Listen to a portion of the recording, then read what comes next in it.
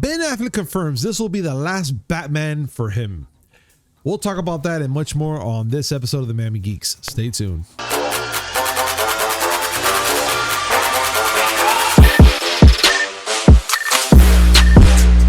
Yo, what's up, everybody? Welcome to a brand new episode of the Miami Geeks Weekly Updates, brought to you by digitalcracknetwork.com. I'm your host, Pleasure 305, with me as always, old school gaming specialist, Uncle Willie. It's Friday. There are drinks out there that need to be drank. Just play it.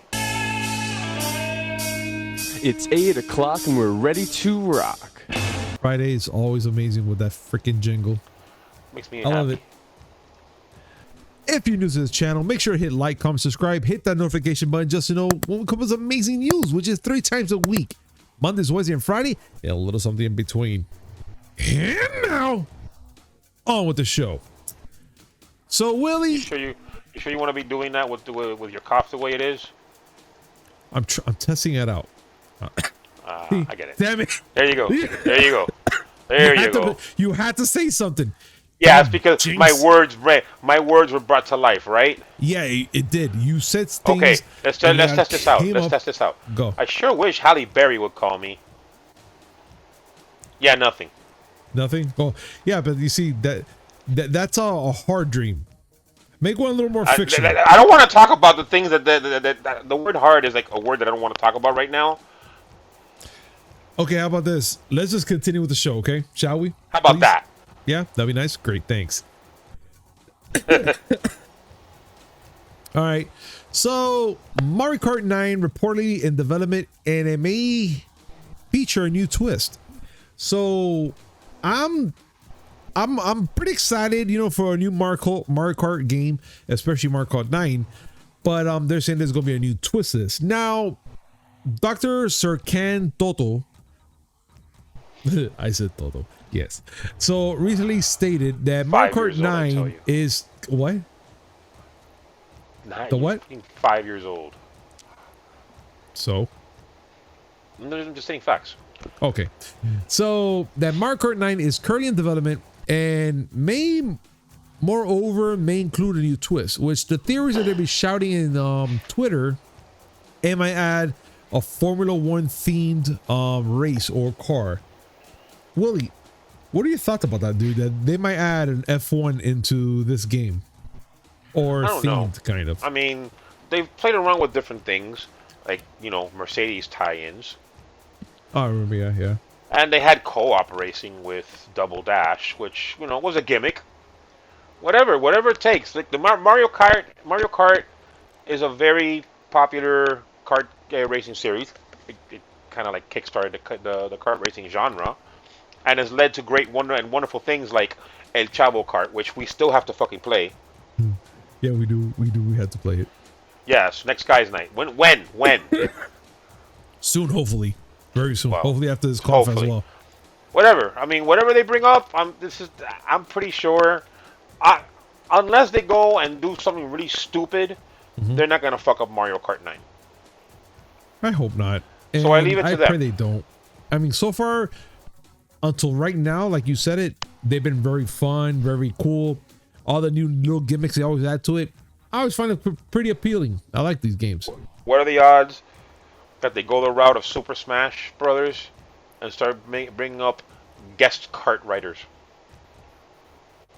You know what? That's something that I don't think you're probably far off of. All of a sudden, we have Zero Suit Samus and Joker in there. And by Joker, I mean Persona, not DC. I think the majority of the people understand. And they'll all want Sora. But I mean, that'd be kind of fun to see all that shit happening. I mean, to bring back the excitement that people felt every time they were going to announce a new Smash character, but with kart racers. Mm-hmm. Oh my god, I finally get to drive this Pac-Man? I mean, but whatever, you know what? And they can do a tie-in where they can have a kart that's driven by a raptor that has a greaser haircut. You would add that shit, would you? And it has to look like Optimus Prime. You would. I'm telling you, there's no way in fucking hell that you're not leave that shit out of this conversation. Any conversation. Look, Rocket League can have the friggin' the DeLorean from Back to the Future kicking balls in a baseball field, they can do this. Nintendo, if you're listening, don't listen. Hire me. No. Hire me. No. I got ideas. He has really good ones, really bad ones, but You think Miyamoto's got ideas? I got ideas. All right, fine. Nintendo, contact Willie. I don't know nothing until the money starts coming in. Then I know something. And then in which case you want to be my agent. Fuck off. Yes. I'll get 2%. 2% on my... Anyway. You know what? Yeah. Let's continue talking, Willie, which there's something big that just came up. And it's, which I'm not sure if this is even a thing that happened on Rainbow Six. Which Rainbow Six Extraction is a Left 4 Dead alike, which truly rewards teams, that it just rewards them. I didn't know that there was a such thing like that in Left 4 Dead, but now they're going to be doing it for Rainbow Six. Listen, I just know that it truly rewards teamwork. I guess that means I can't play the game. Nor can Joe, because I'm going to shoot the shit out of him. I mean, we know that, but Joe is at least competent when it comes to first-person shooters. True. All I'm going to be there for is the bait that everybody throws out, so the zombies can eat, so they can go and complete the mission. So you're pretty much Pumbaa, like in The Lion King. Ah, you ate it? Yup. Oh, some bacon. Yup. Worse, zombies didn't eat him.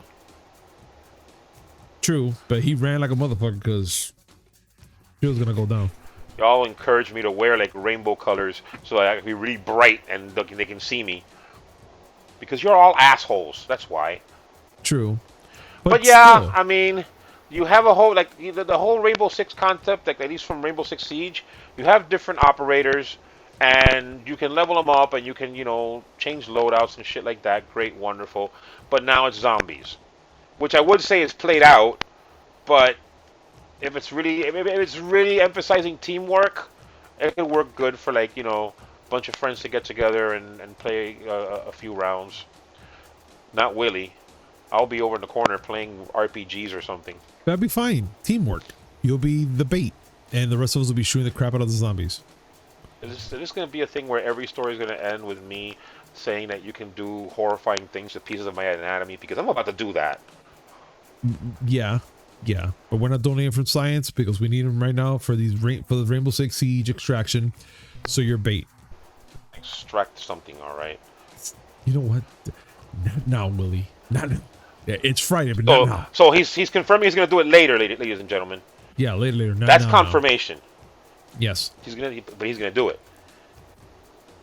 I hate you so much right now. What's new? Nothing, pussycat. Whoa. Wow. Yes. That was such a stretch that it actually hurt my back. Right? Let's continue. Let's continue, man. So Sega cites that fan backlash is surprisingly cautious taking on gaming NFTs. So I'm telling you, it's been nothing but a week's worth of NFT talk. Have you not noticed this? Because that's the thing now. NFTs have become the thing, and I'm tired of talking about it. But unfortunately, gaming companies want to be part of it. But it's annoying. I mean, look, the NFTs have become the buzziest concept amongst big budget game publishers these days, and Ubisoft is part of this crap as well. And it looks like Square Enix and Take-Two. And you knew that EA was going to be in this. Oh no, yeah. They want all that. They want that. They jump in immediately when they heard cash. And then of course Take-Two and all that. So, like, why? I mean, I know it's money reasons, but dude, it's just a fucking GIF or an image. That's all that bothers me about this whole NFT talk. Anything that they can do to make more money for less work, they are going to do. And it seems that Sega wants to throw their hat into this ring. They could throw their hat anywhere they want. but they're being a little more careful. They're not jumping in how and saying so? this is the future. Okay, so They're talking about that. Okay, this is quoting a management Q&A where they spoke about this. Their stance is they would quote they would like to try out various experiments, and we have already started many different studies and considerations, including the concept of quote unquote pay to earn games. so they're just kind of like dipping that 1 foot, just testing the waters kind of thing. Well, they're talking about that they're looking at it, but Okay. they quote. I quote again. There are users who show negative reactions at this point to NFTs, and that leads them to want to carefully assess what will be accepted and what will not be by the users. I don't understand how people think this is a good idea. Play to earn. They are turning games into work. I don't like that idea. And this is a dude. good thing? Don't like this idea. I think despise it. This is. I'm waiting for this whole NFT thing to go down the drain. Any moment now. Like, just waiting they for already have the scam elements. All right? They already have the more on CD elements. I'm just waiting for this to tank. So we can Yeah. start talking about maybe making some actual games. Of course, like let's talk about the next subject, which is I'm kind of excited for this one, and I haven't played a freaking game like this in a long ass time. So a new Serious Sam game is coming this month, according to developer teases.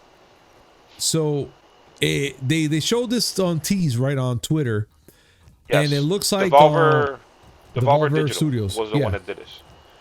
And dude, it's been a long time I heard of a Serious Sam game since PC. So I'm kind of like, okay, this is gonna be pretty interesting. And it looks like it's, it's kind of like a what if scenario, I guess, from that trailer they're showing. I'm putting it up here for everybody to see. Well, Though. yeah. That's basically it's just teasing it. Yeah. Well, so what do you think? What are your thoughts about this, man? I loved the Serious Sam series. I don't know if you remember in college, I used to play it. Yeah, you sit in It's the back and it's play a it. first-person shooter that I actually enjoyed playing. And as I was doing research for a certain weekly video series that is coming back, I found out that one of the games that I used to love playing, Serious Sam HD: The First Encounter, was released on the Xbox 360 in 2010. Whoa. Okay. So it's been a while. The last game that came out was Serious Sam 4, which was a few years ago, Yeah. and that was a prequel. Whether it's a prequel or a sequel or whatever, it's been a while. It's been a long while since we played a Serious Sam game. Yeah. I'd like to see them do something new, not just, hey, remember how crazy Serious Sam was? Hey, look, monsters with bombs under their arms. Isn't that crazy? Now you're saying that, and I'm scared. Now I'm worried. Well, I mean, Now I fear for this this. is Devolver Digital, and they usually bring good shit. Okay. All right. So I'm hopeful, but you always gotta go in with your guard up. You know this. All right. You know what? Let's see. Right now we just got a little teaser which I'm pretty much showed here, everybody. Let's see what happens from here to when it comes out. Shall we? So after Sony passes on Days Gone 2, the devs pitched an open world resistance reboot. I'm okay with that. Is that weird? Like the fact that they're trying to bring back Resistance? Well, I mean, they pitched it, but I don't think that it doesn't look like it went anywhere. I mean, former Ben Studios director Jeff Ross recently revealed that he pitched the open world Resistance sequel after Sony made it clear that they were not interested in Days Gone 2. So, if he pitched it and he mentions that, how much people like that game from back in what was it, PS2 or PS3? PS3. The PS3 era. I think that'd be a great comeback for that game. Well, it looks like Sony poo-pooed the idea because Resistance 3 didn't sell as well as they would have hoped, and they didn't think that there was much of an appetite for another game in that universe. But another thing that they pitched was a reboot to a series that has not been seen since the PS2 days, and that's Siphon Filter. Dude, that's an old game. I remember that game. PD loved that game. Siphon Filter. Yeah, the Old first three classic. games on the PS1, and then there was a couple of games that came out for the PS2 and PSP. But no, shot down as well. Wow, dude. So, and this was all said by the former director of Ben Studio, the company that made Days Gone, Jeff Ross. He actually said all these things that he quotes as saying that it was an uphill battle. They definitely didn't want to do Days Gone because the first one didn't sell as well as they would have liked, which is a shame. It's not a bad game at all. Then they pitched an open world Resistance game, but they were cold to the idea, and even Siphon Filter. Like, all right, listen, I'm as tired as the next person of so many so many open world reboots to games and so much shit that's just like retreaded. Yeah. But sometimes it's good to go into the past and look for some shit that hasn't been done that people want to see. I agree. Like, one thing that I've always wanted to see more of is Sly Cooper. Yes. That was a great series of games. I'm pretty sure if my wife is listening to this, she's pretty pissed at me that I erased the Okay, game. since we're talking about your wife, how about Adventures of Lolo? That too. I used to love that series. That'd be fun to bring back. But like, it goes back to what I said. Just retreading the shit that's popular. Yeah, I mean, it's true. But damn, but to bring back those classes like that would be fun. But especially Sly Cooper. Sly Cooper, to me, I think would have been a great notch to bring back and do like an HD remix just to for the new console and stuff like that. They did an HD remake for PS3. They made the original trilogy was a HD remake, which you have my copy. Yeah, I do. It's still there. And then they went and made Thieves in Time, which admittedly didn't do that well. No, it didn't. But it was still fun. But it's still a fun game. Yeah. But I think That's just my if they opinion. do a remake for Sly Cooper, they should just do like the whole collection and put it into PS5. At least for people not to play it. At least PS4 with a PS5 upgrade. Yes, I agree. That's even a better idea. But yeah, let's see what happens now, guys. With this whole stories, Willie. There are two things that we're going to be talking about today, and the only reason I'm telling you is because both names I can barely pronounce them. And I don't want to be a dickhead and say these two names because unfortunately these two people that we're going to be talking about passed away. And I don't want to be disrespectful to anybody. Yeah, I know Willie can pronounce it a little bit better than I would. Willie, go ahead. Well, first, the first major one that some people may know is the passing of legendary actor Sidney Poitier. He won an Oscar in 1963 for Lilies of the Field, sorry. And he's been in a lot of movies that if you saw him, you'd be like, oh yeah, I know him. But he's like back in the day. Obviously, it's not anything. He didn't do anything recently. He passed at the very, very, very ripe age of 94. So he was blessed to be with us for quite a while. It's a shame to have him go. And also passing away is Peter Bogdanovich, who's more known for his directing, but he did act a little. He was in The Sopranos. Oh, okay. But he directed The Last Picture Show, and he's like more of a golden age Hollywood director. He passed away at 82. So Hollywood's lost two big ones. Yeah. And, again, they want to pronounce their names because I know if I would have been butchering them, it would just look bad. And I don't want Of course. Yeah. But let's talk about something, Willie, which I've been waiting to talk to you about this, and it's Pixar's next movie, Turning Red, is skipping theaters and is going straight to Disney Plus for free. Now, this movie, I had seen it since last year, and I've been wanting to watch this movie. It's kind of like a whole turnout of like a werewolf type of movie, but it's cute. It's nice. It's it's cartoony. You can see right here. Well, And I the mean, thing it's is, Pixar.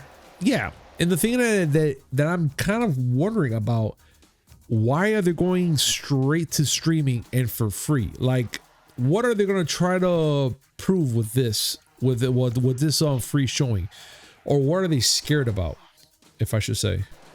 I don't think so much that they're scared of it. I'm thinking that they're gonna go for the whole thing of let's give more original content on Disney Plus to try to grow the user base. Disney Plus is a big thing for Disney. Yeah. Right now, the Disney's main source of money is their theme parks. And the pandemic, the whole human malware has shown, especially now with human malware 3.0, better than the previous version.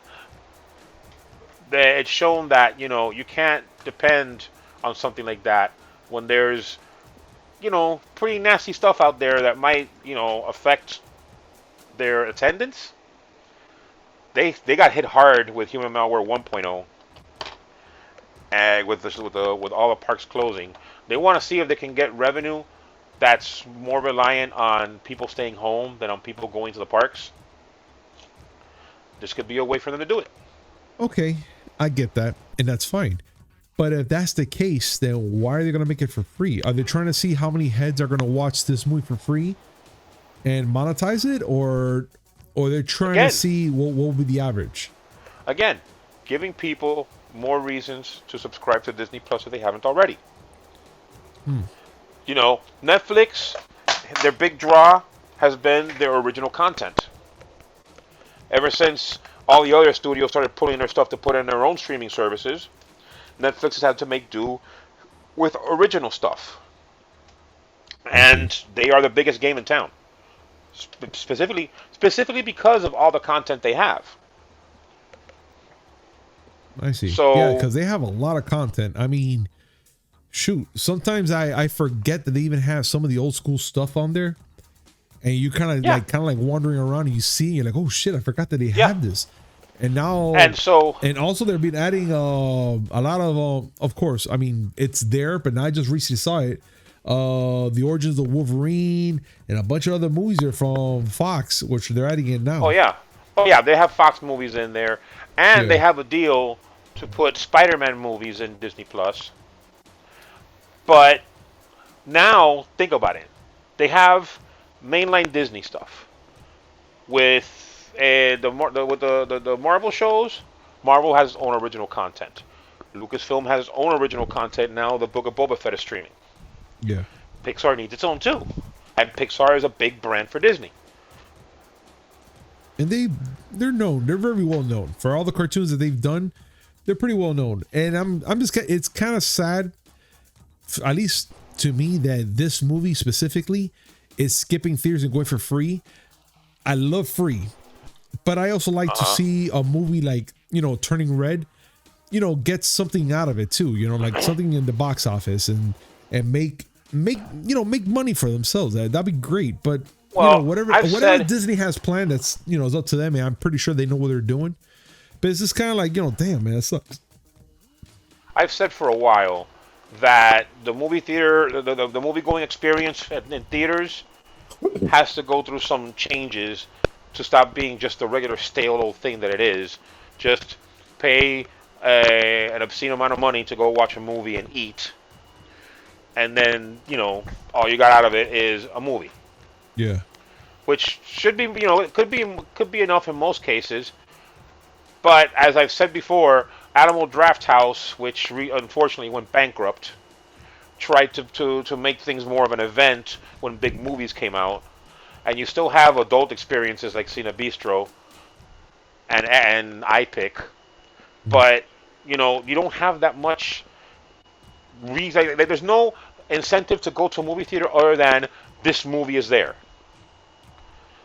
If they made the theater going experience a lot better, it would go a long way towards, because a lot of people are thinking, what am I going to go to well, okay, so I'm going to go to a movie theater, and I have to deal with parking at the theater, go in, the food's expensive as shit, so we got to either eat before, eat after, or see if they have, if they take a firm, because this shit's expensive.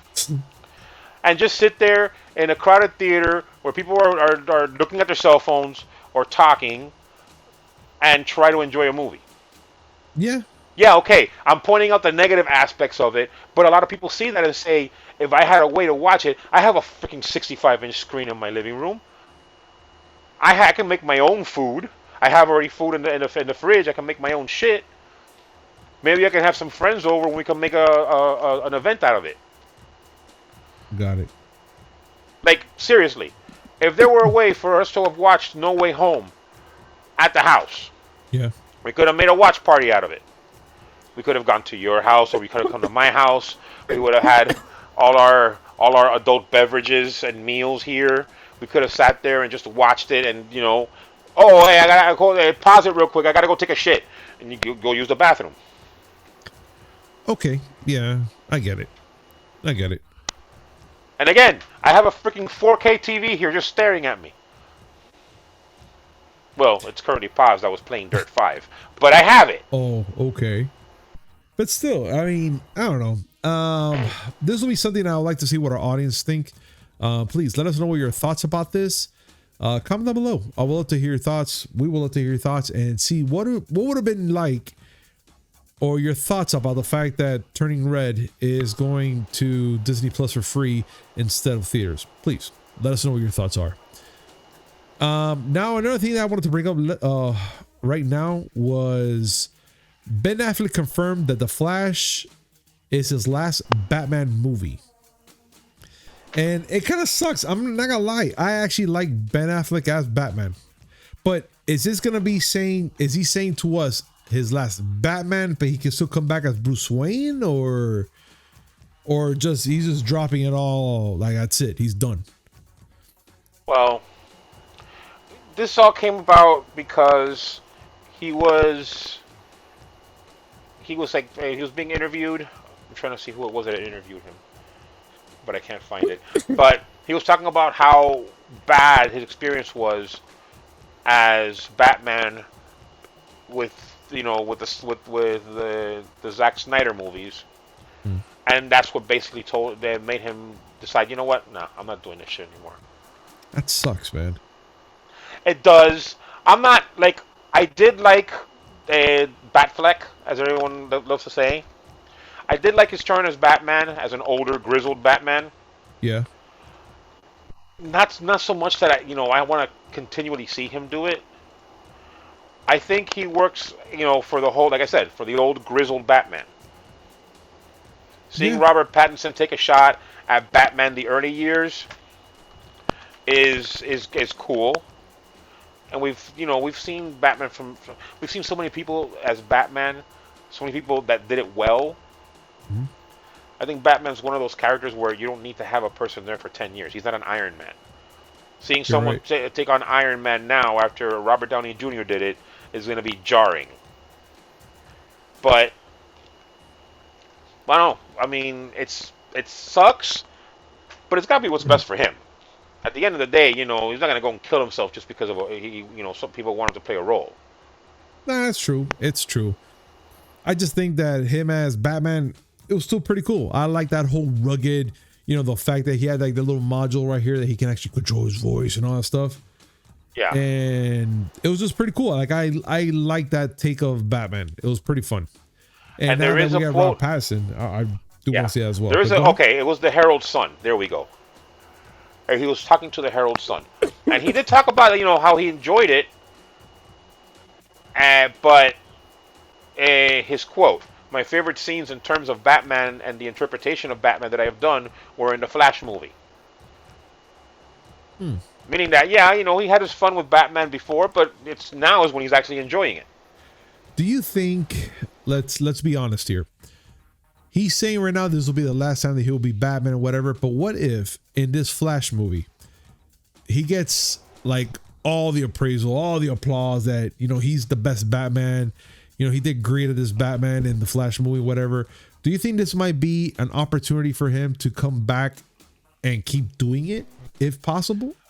Well, one thing that pops to mind, and I'm sure it's something that people have thought, is that maybe he will be done as Batman.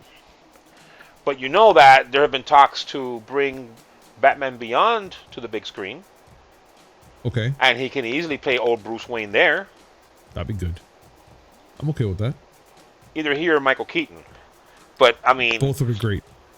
Either one. I'm sure that people would prefer Michael Keaton because he was the OG live-action Batman that everyone remembers. But I wouldn't be mad with Ben Affleck. I wouldn't be mad with either or, to be honest. Oh, no, I wouldn't either. Yeah.